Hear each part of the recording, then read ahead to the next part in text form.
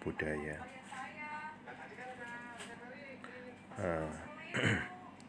Saudara-saudara umat Buddha yang berbahagia,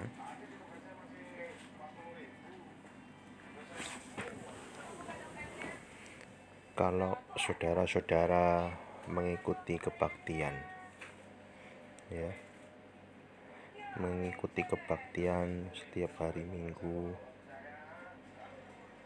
tidak terasa bahwa hari-hari ini sudah akan menjelang menjadi minggu yang terakhir. Pastinya sangat cepat.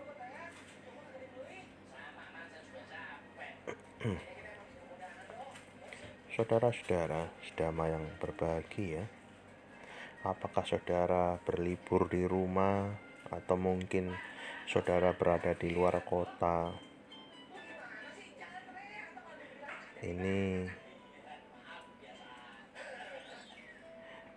mungkin menjelang untuk ujian sekolah, mungkin sudah tentu.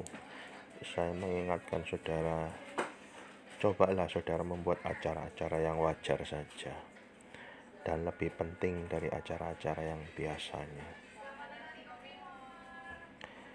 Saya ingin mengajak kepada saudara, gunakanlah waktu dari hari ke hari ini untuk bersama-sama melakukan mawas diri, melihat setidak-tidaknya bahwa tahun-tahun ini ternyata telah kita lalui bersama.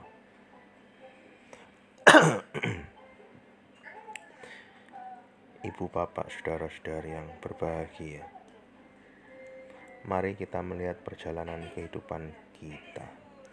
Setidaknya mungkin setahun yang lalu, tetapi kita melihat dengan kacamata kejujuran. Saudara tidak perlu mengakui dengan jujur apa yang telah saudara lakukan dalam 1 tahun kepada orang lain, termasuk mungkin kepada orang tua, kepada istri atau saudara sendiri. Tetapi saudara berusahalah untuk melihat dan mengakui dengan jujur 1 tahun yang telah saudara lewatkan ini dengan jujur kepada diri sendiri. Kalau kita tidak pernah melakukan mawas diri, saudara, maka akan sulit untuk maju. Kalau kita sulit melihat kekurangan kita, sikap-sikap yang tidak baik yang telah kita lakukan dalam 1 tahun, dalam setahun itu, maka sulit juga untuk memperbaiki pada tahun-tahun selanjutnya. Ibu, bapak, saudara-saudari yang berbahagia, mari kita buat hari-hari ini sebagai hari-hari yang baik untuk membuat evaluasi, untuk membuat rincian kembali apa saja yang telah saudara lalui, apa saja yang saudara lakukan dalam tahun ini, dengan sejujur-jujurnya kepada diri saudara sendiri. Ibu, bapak, saudara-saudari yang berbahagia, kehidupan kita ini adalah suatu akumulasi dari hasil timbunan perjuangan kebajikan yang kita lakukan. Dan kehidupan ini bukan untung-untungan, ya. Bukan seperti orang memungut lotre atau bermain dadu. Kadang-kadang berhasil, kadang-kadang gagal. Sesungguhnya kehidupan ini adalah sesuatu yang pasti, sesuatu yang tidak beralasan kalau kita menjadi was-was, menjadi ragu-ragu atau khawatir atas hari depan kita. Kehidupan ini pasti karena didasari oleh satu hukum yang pasti, saudara. Apapun yang kita alami kemudian tidak lain, itu adalah akibat timbunan dari perjuangan perbuatan dan keuletan kita masing-masing. Ibu, bapak, saudara-saudari yang berbahagia, kehidupan kita bukanlah seperti boneka yang dimainkan para sutradara Kita bukan seperti wayang kulit ya, yang dijalani oleh mereka yang jadi dalang. Tetapi kita masing-masing adalah sutradara yang menyutradarai kehidupan kita masing-masing. Kalau kita lengah, ceroboh, maka hari depan kita akan banyak masalah, saudara. Tetapi kalau saudara berjuang dengan keuletan, tidak pantang menyerah, maka semuanya itu akan menjadi faktor yang amat menentukan bagi kehidupan saudara kemudian. Saudara-saudara yang berbahagia, kalau kita mau menyadari kehidupan ini ya, dan mau dengan jujur melihat masyarakat sekitar kita, seringkali saudara sulit antar manusia yang satu untuk bergaul dengan manusia yang lain. Kakak beradik memang pada waktu masih kanak-kanak sering bertengkar, tetapi kemudian itu selesai. Tetapi setelah dewasa, tidak jarang mereka kemudian bermusuhan, saudara. Sering kita menjumpai suami istri yang sudah tidak bisa harmonis lagi. Menegurnya aja sudah sulit. Meskipun anaknya sudah banyak, mertua dengan tetangga kita, dengan teman-teman kita, suatu saat saudara akan melihat saudara jauh dengan kita. Dan mungkin suatu saat saudara merasa sulit bergaul dengan mereka. Ibu bapak, saudara-saudari yang berbahagia, penghalang apakah yang menjadi penghalang atas semuanya ini, saudara? Saudara melihat pagar, saudara melihat penyekat takbir, bukan saja pagar dari besi, bukan saja pagar itu dari tembok. Mungkin kalau temboknya yang sangat tebal, kalau saudara melihat gambarnya Great Wall, ya, itu pagar yang kita lihat itu atau besi, cor-coran atau tembok, apakah tembok yang sangat besar, semuanya itu sesungguhnya bukan pemisah yang sangat berbahaya, ya saudara. Selain pagar-pagar yang kita bisa lihat di Great Wall itu, ya, yang lain tidak bisa kita lihat dengan mata daging ini, yang sering memisahkan kita hingga manusia itu sulit untuk bergaul dengan manusia yang lain, sekalipun mungkin itu saudaranya sendiri, sekalipun itu mungkin orang tuanya sendiri atau saudara kandungnya sendiri. Pemisah itu lebih dahsyat daripada Great Wall yang tebal itu, ya. Memang tidak kasat mata, tidak mampu dideteksi saudara dengan mata. Tetapi pemisah ini bisa memisahkan manusia yang satu dengan yang lain, saudara. Apakah pemisah itu, saudara? Yang kadang-kadang amat jahat sekali, amat pekat, sulit diterobos, mengalahkan persaudaraan, mengalahkan budi baik, mengalahkan hubungan baik, mengalahkan yang lain-lain. Sehingga kemudian kita timbul kebencian dan tidak bergaul dengan yang lain. Pemisah atau penyekat itu tidak lain adalah predikat-predikat yang kita punyai, saudara.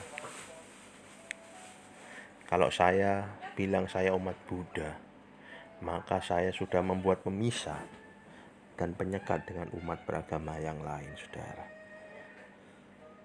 Saya umat Buddha, Anda adalah umat awam, saya biku, saya pimpinan, Anda karyawan, saya murid dan Anda guru, saya orang mampu dan Anda bawahan saya. Sangat banyak, saudara, kalau saudara menuliskan predikat-predikat ini bisa tebel kayak buku tilpun.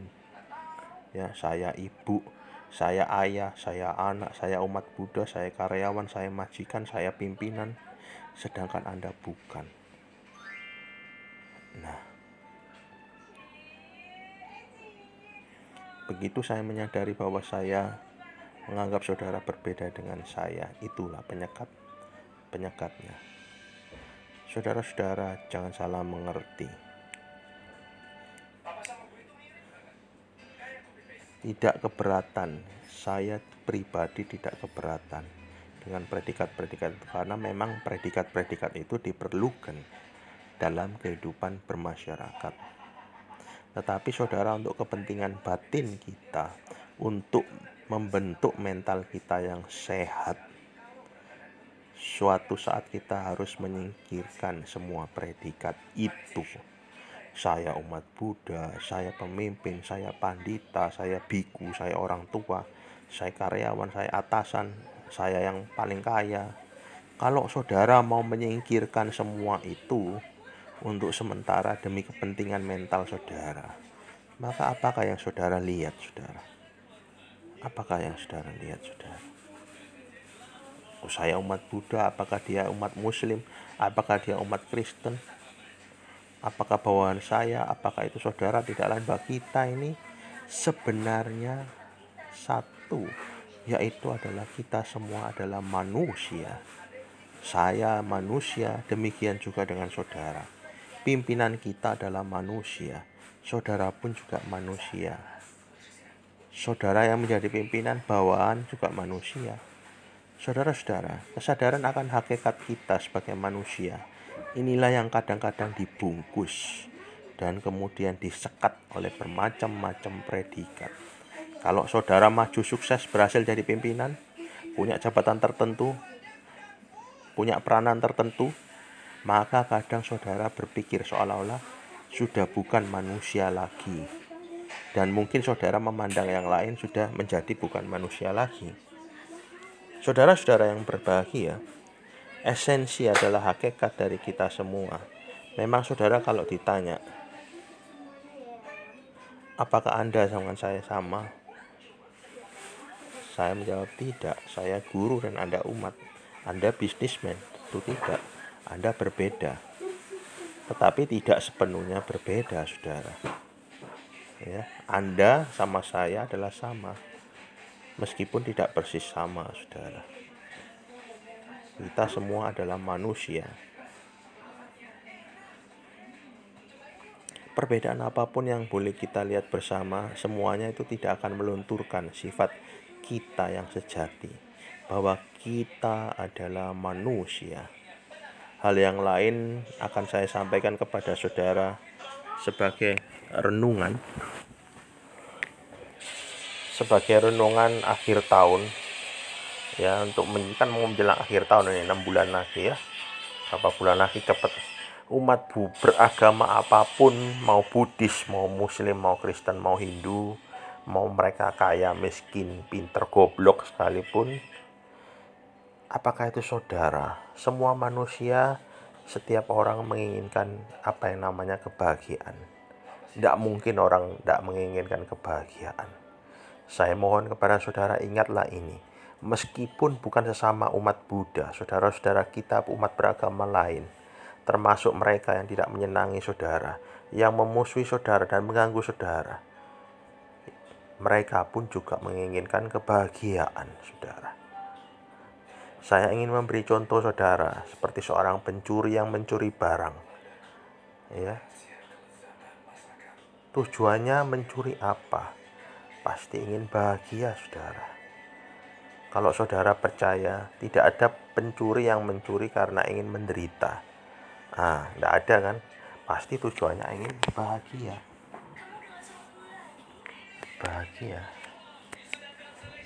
Pasti tujuannya ingin bahagia.